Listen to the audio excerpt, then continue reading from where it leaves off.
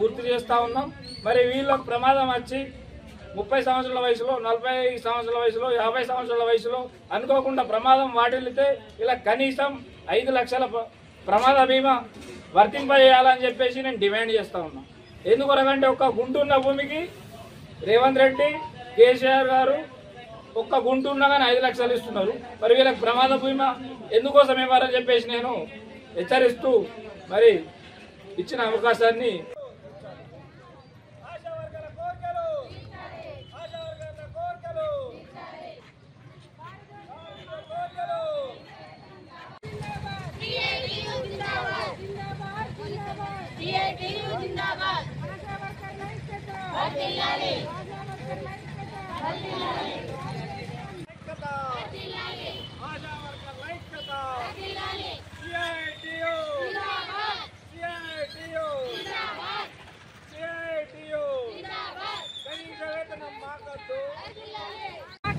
కనీస వేతనం కావాలి. ఫిక్స్డ్ వేతనం ఇచ్చేంత వరకు పోరాడతాం.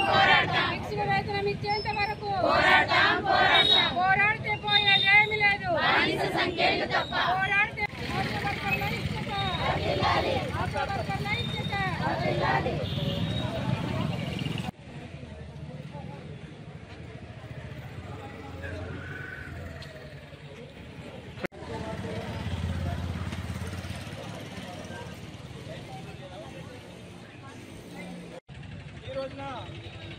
ఆశా వర్కర్ల బాధలు ప్రధానమంత్రి మోడీ గారికి తెలియజేస్తున్నాం. మనం 2019లో కరోనా టైంలో మన ప్రాణాలని త్యాగం చేసి తన భర్తకు, తన భార్య కూడా మీదికేసి కూడేసినటువంటి పరిస్థితి ఉంది. ఆ సమయంలో మనం కరోనా కిట్లను తీసుకుపోయి ఆ పేషెంట్కి ఇచ్చి మనం మనోధైర్యాన్ని చెప్పి మనము వాళ్ళకు ఆరోగ్యాన్ని కాపాడినాం.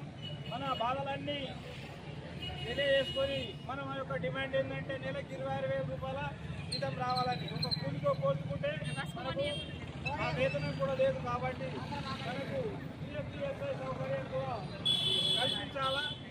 ఈ రోజున ఒక రైతు చనిపోతే ఒక గుంట భూమి ఉంటే 5 లక్షల ప్రమాదం బీమా 10 రోజులలో పడుతుంది. అనుకోకుండా ప్రమాదవశాత్తున ఒక ఆశా వర్కర్ ఇంట్లో ప్రమాదం జరిగితే, ఆశా వర్కర్ ప్రమాదం జరిగితే, పాప కాదు కానీ ప్రమాదం జరిగితే ఎలాంటి అంత్యక్రియలకు కూడా రూపాలు లేనటువంటి పరిస్థితి ఉన్నది. మరి దానికి కూడా ప్రభుత్వం ఆలోచన చేయాలా. ప్రభుత్వం ఆలోచన చేసి మరి వాళ్లకు వెంటనే ప్రమాద బీమా కల్పించే విధంగా చూడాలా. ప్రమాద బీమా కనీసం ఏదైతే ఉందో ఆశా వర్కర్లు చేసే పనులు నార్మల్ డెలివరీకి చేయించడానికి ప్రయత్నాలు విఫలం చేస్తున్నారు. ప్రభుత్వంలో హాస్పిటల్లో వీళ్ళు తీసుకుపోయినప్పటికి కూడా వాళ్ళు దాన్ని వ్యతిరేకించి మళ్ళీ నార్మల్ కాకుండా వెసెక్టమీ చేస్తున్నారు. కాబట్టి వాళ్ళు ఎంత చెప్పినా కానీ డాక్టర్లు మరి ప్రైవేట్ ఆసుపత్రుల్లో పనిచేసుకోకూడదు. వాళ్ళు ప్రభుత్వ ఆధీనంలో ఉన్నటువంటి డాక్టరు ప్రభుత్వం హాస్పిటల్ని పనిచేయాలని ప్రత్యేక హాస్పిటల్ ఎందుకోసం ఉండాలని చెప్పేసి ఈ సందర్భంలో నేను డిమాండ్ చేస్తున్నా. ప్రతి ఒక్క గవర్నమెంట్ ఎంబీబీఎస్ డాక్టర్ గవర్నమెంట్ ఉద్యోగికి 8 గంటలు చేసి అలసట తీసుకొని ఇంటికాడ ఆరోగ్యంగా ఉండాలి. 1,00,000 రూపాయల జీతం చేస్తున్నట్టు వ్యక్తికి ఇంకా మళ్ళీ రాత్రి భావాలు జీతాలు చేసుడు ఎందుకని చెప్పేసి కూడా నేను హెచ్చరిక జారీ చేస్తున్నా. ఇది మానుకోవాలా. వాళ్ళ ఆరోగ్య రీత్యా కూడా కరెక్ట్ ఉండదు. కాబట్టి పేద ప్రజలకు ఆరోగ్యాన్ని వాళ్ళకు ఆరోగ్యంగా వాళ్ళకు మనస్ఫూర్తిగా మరి సేవలు అందించలేకపోతారు. కాబట్టి ఇది కూడా ఎంబీబీఎస్ డాక్టర్లు దృష్టిలో ఉంచుకోవాలని ఒక సూచనగా నేను భావిస్తున్నాను. అదేవిధంగా ఆశా వర్కర్ల ఐక్యత ఈ రోజున కుబేర్ మండల కేంద్రంలో డాక్టర్ బిఆర్ అంబేద్కర్ గారికి వినతి పత్రం ద్వారా మా బాధలన్నీ తెలియవచ్చినాము. కేంద్ర ప్రభుత్వం ఆశా వర్కర్లతో ఎట్టి చాకరీ చేయించుకుంటున్నది.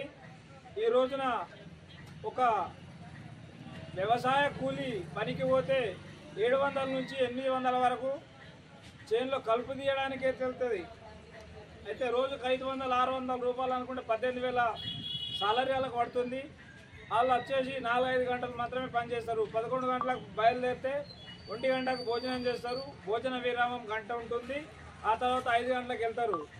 ఈ రోజున వీళ్ళు ఇంత ఎట్టి చాకరీ చేస్తున్నప్పటికి కూడా ఆ సాధారణమైనటువంటి కలుపు మొక్కలు తీసే ఆడవాళ్ళ కంటే తక్కువ వేతనం ఇచ్చి వీళ్ళకు పని చేయించుకుంటున్న ప్రభుత్వానికి సిగ్గు లేదని చెప్పి CI2 తరఫున నేను, అదేవిధంగా AIKS తరఫున కూడా నేను ప్రభుత్వానికి గుర్తు తెలియజేస్తున్నాను.